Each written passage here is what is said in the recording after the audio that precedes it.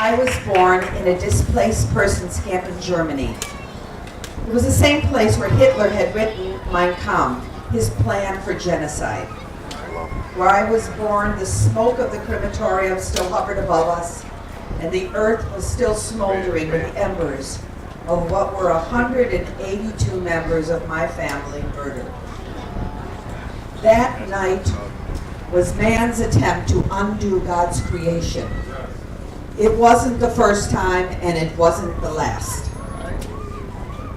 Yehi Or, God's first words in Genesis. Let there be light. Yehi Or. Light was the beginning of creation, knowledge, illuminating the world, and banishing darkness. Unfortunately, there are forces that strive to return us to the formless, empty darkness of ignorance and hate.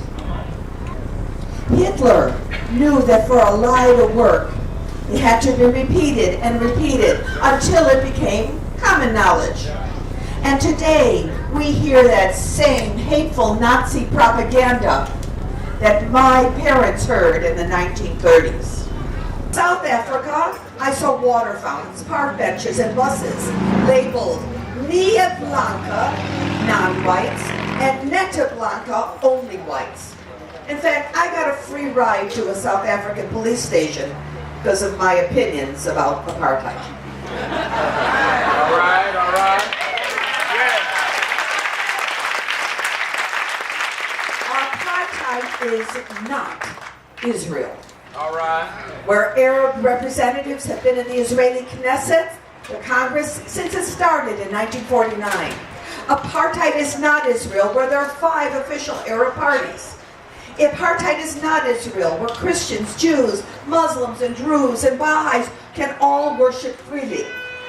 Apartheid is not Israel, where 20% of the student body and 10% of the faculty are Arabs. Apartheid is not Israel, where the recent Miss Israel is Ethiopian.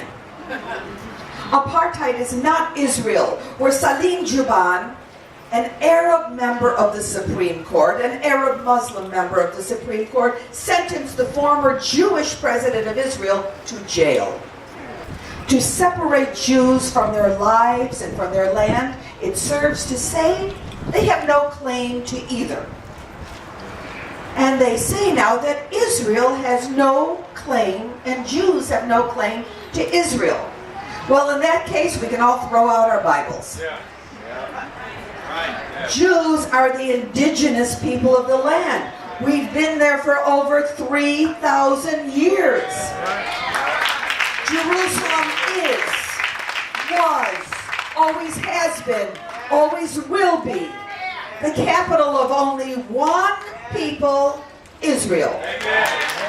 You can't stick a shovel in the ground in Israel without coming up with an artifact that has Hebrew writing on it.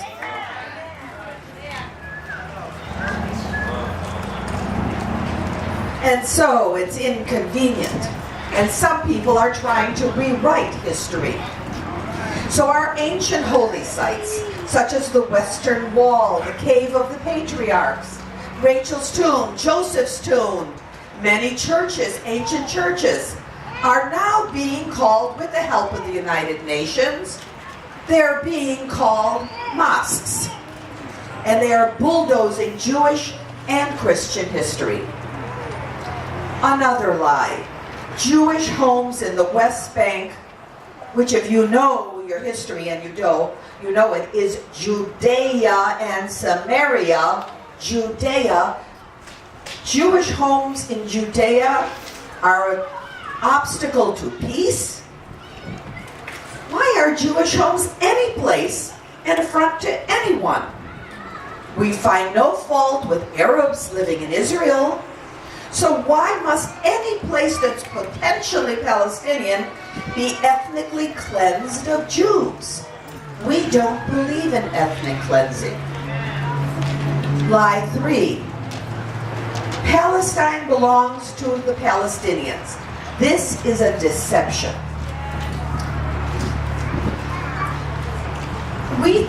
People think that we don't know that Israel when it was conquered by the Romans, who were really annoyed at the Israelites for putting such a fight up, renamed the land Philistia after the Philistines. Remember David and Goliath, the Philistine? So they called it Philistia. And that's what it was called. The Palestine Symphony, the Palestine Post, the Palestine Electric Company, the Palestine Brigade, all before 1948 when Israel got independent, these were all Jewish. And then we decided we're going to name ourselves. We're going to go back to the name that God gave us, Israel.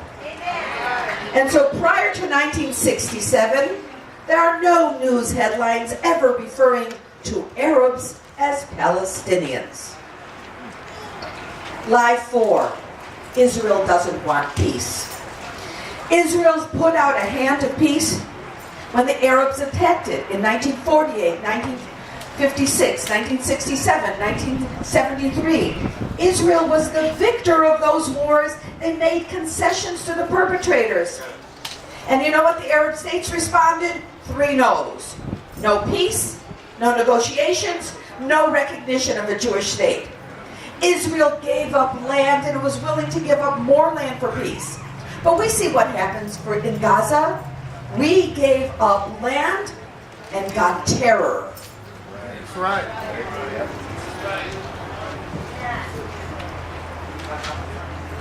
If you want to know who the obstacle to peace are, read the Hamas Charter. I have a table back there with all kinds of books, including the Hamas Charter. We read it in their own words what they say.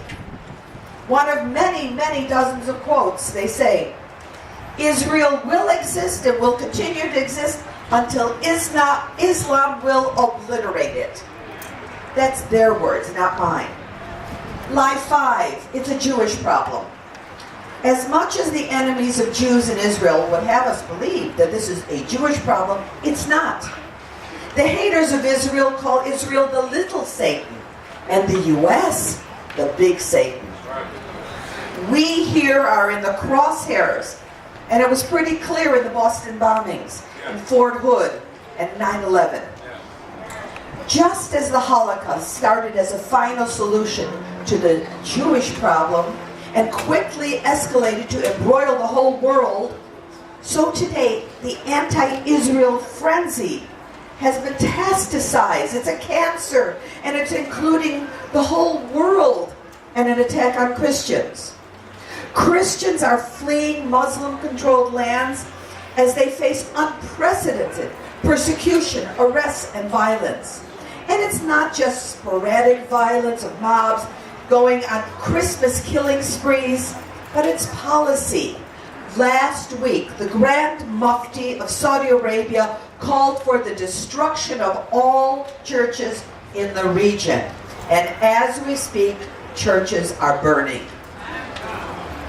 In much of the Middle East, except for Israel, being a Christian is a crime, and speaking about one's Christian beliefs is punishable by death. So we demonize and delegitimize, and the next thing, punish. What do you do with demons who have no right to exist? It's a war of words that starts before the war of deeds. Israel has developed a world-class defense system to intercept rockets. But there's another, more insidious war. It's a campaign of boycotts, divestments, sanctions, and it's being waged in our communities, our campuses, and even our churches. It's not okay to judge Israel by a standard which is not applied to any other nation. And anyone who advocates treating one people and one nation differently than others is committing an act of prejudice. Let's shed some light on those lies. I've come to ask for your help. I need you, each of you, every day, with everyone you meet, to light a candle in the darkness. Light a candle. Learn the truth about Israel. In the tent next to us, I brought tons of materials. They're yours, free to take. And please feel free to ask me for more. Light a candle. Share your knowledge. Teach your friends, your neighbors, your congregants, your family about Israel. Every time you confront a lie about Israel, you light a candle. Stand with us when we challenge the boycott, divestment, and sanctions, the bullies on our campuses. Our Jewish students need to walk side by side with Christian students on campus to stand with Israel and stand for the truth. Keep in touch so that we can share information. I'm coming back to the beginning. Why did God create light? Surely He could see in the darkness. Isaiah tells us, I've called the Lord you in righteousness, and will hold your hand and will keep you, and will give you for a covenant of the people, for a light unto nations, to open blind eyes. Open your eyes. God's light is the antidote to darkness and despairs. Light a candle in the darkness. It's up to us together, unified, resolute, to make sure that the light unto nations is never extinguished. Thank you.